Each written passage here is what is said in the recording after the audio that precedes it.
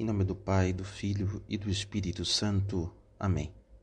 Nós vos adoramos, Santíssimo Senhor Jesus Cristo, presente aqui em todas as vossas igrejas, que estão reunidas no mundo inteiro, e vos bendizemos, porque pela vossa Santa Cruz remistes o mundo. Em nome do Pai, do Filho e do Espírito Santo. Amém. Então levaram Jesus para ser crucificado. Ao saírem, encontraram um homem de Cirene, chamado Simão, e o requisitaram para carregar a cruz de Jesus. Estamos nos aproximando da grande semana em que a Igreja, ao lado do seu esposo, reviverá o mistério de redenção, que se atualiza em seu corpo místico. Cada cristão se une ao Cristo neste caminho para o Calvário, da mesma forma que este Simão ajudou a Nosso Senhor levar a cruz. Estamos lado a lado com Jesus. Com Ele recebemos algumas chicotadas. Com Ele percebemos não apenas o peso de um simples madeiro, mas o peso de todos os nossos pecados. Vivemos em tempos onde o sofrimento foi descartado do horizonte da modernidade. Mas tudo indica que quanto mais se foge da cruz, ainda pior se torna o sofrimento humano. Nas palavras de Bento XVI, esta tensão é indelével no coração do homem. Enquanto rejeitamos ou negamos Deus, a sede de infinito que reside no homem não desaparece. Ao contrário, inicia-se uma busca ofegante e estéril de falsos infinitos, que possam satisfazer pelo menos por um momento a sede da alma e o anseio da carne, dos quais fala o salmista, não podem ser eliminados. Assim o homem, sem o saber, lança-se à procura do infinito, mas em direções erradas, na droga, numa sexualidade vivida de modo desordenado, nas tecnologias totalizadoras, no sucesso a qualquer preço e até em formas enganadoras de religiosidade. Também as coisas boas que Deus criou como caminhos que conduzem a Ele, com frequência correm o risco de ser absolutizadas e deste modo tornam-se ídolos que se substituem ao Criador.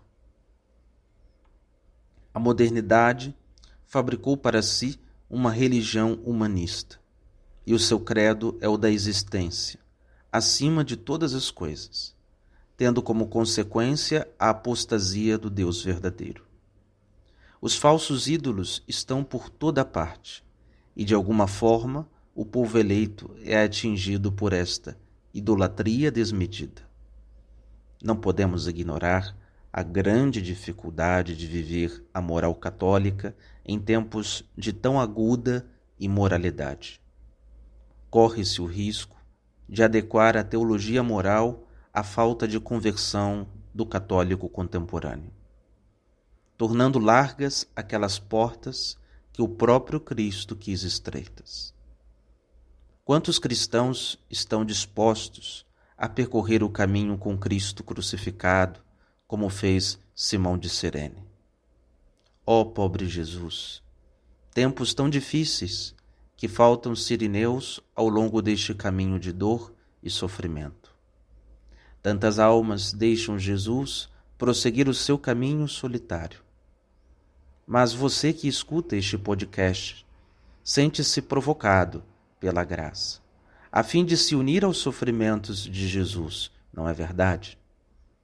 Simão de Cirene estava vindo do campo, ou seja, do seu trabalho cotidiano, tal como você volta do teu trabalho no ônibus, no metrô, nas barcas, com ânimo lá no chão, por causa do cansaço. O que fazer no final de um dia tão estressante? Unir-se a Jesus em sua via crucis, como fez o sirineu. Levar a tua cruz ao lado de Jesus é o grande segredo para dominar o sofrimento e não ser dominado por ele. São João da Cruz pedia em suas orações sofrer e ser desprezado. E a sua amiga espiritual Santa Teresa, ou morrer ou padecer. Tal como Santa Teresinha, a eles se une como em um coro. O sofrimento se tornou meu céu na terra. Os santos enxergavam os grandes tesouros que estavam enterrados no subsolo do sofrimento. Talvez nos falte esta sabedoria, que nas palavras de São Paulo, escândalo para os judeus e loucura para os gentios. De fato, parece loucura amar o sofrimento, se na lógica material o cérebro humano funciona rejeitando a dor e abraçando o prazer. Mas este é o princípio de liberdade, onde esta é comum às criaturas espirituais e não no mundo material. O que seria a virtude se não abraçar o sofrimento e tantas vezes fugir do prazer? O bom empregado é aquele que segue esta lógica, submetendo a sua vontade aos sofrimentos do seu ofício, ao invés de abraçar o prazer da preguiça. Muitos, por causa do prazer, acabam até por perder o seu emprego, algo que não é de se admirar em um mundo que cultua o prazer. Nos primeiros séculos, muitos pagãos preferiam dar emprego aos cristãos, pois era de admirar como eram diligentes em suas atividades, e o sofrimento não lhes causava medo. Logo, os cristãos imprimiam em uma sociedade pagã o mais alto grau de fortaleza, que se adquire pela graça doada por Cristo em seus sofrimentos. A cruz se tornaria mais tarde o símbolo mais visto em todo o Ocidente, quando a sociedade haveria de se tornar católica e a cruz o grande ideal de vida do homem medieval. Por isto que a Idade Média foi palco dos maiores santos que a humanidade pôde assistir, como um São Bernardo, São Bento, São Francisco de Assis, Santo Antônio de Pádua, São Domingos, Santo Tomás, Santa Rita, Santa Clara, Santa Edviges, dentre tantos outros milhares de santos que até hoje tomam a devoção popular. Eis uma sociedade que abraça a cruz, tal como Simão de Cirene, e descobre na dor uma fonte inesgotável de amor e consolação, que brota do coração amoroso de Jesus. Tantas vezes queremos esquecer que Jesus não anunciou outra vitória senão a da cruz no Calvário, nem outra vingança sobre os seus inimigos senão aquela do dia em que virá por sobre as nuvens do céu com a sua cruz para julgar os vivos e os mortos. Nesse dia triunfarão com ele aqueles que passaram pela grande tribulação e estiverem purificados pelo sangue do Cordeiro. Tal como exclamou o seu servo Jó: encara todos os soberbos e humilha-os, e esmaga os ímpios onde eles se encontram. Enterra-os todos juntos no pó, e amordaça-os para sempre na cova. Quem busca a glória da cruz terá a glória dos céus, e aqueles que buscaram a glória mundana, tal como disse Jó, serão amordaçados pela cova do cemitério. Vão se calar para sempre, e nunca mais se escutará sua voz. Existem grandes tesouros enterrados no Calvário. Corramos ao lado de Cristo crucificado para a montanha do amor. Não reclames de teus sofrimentos. Abraça a tua cruz com amor. Esta foi-lhe dada por Deus para a tua santificação.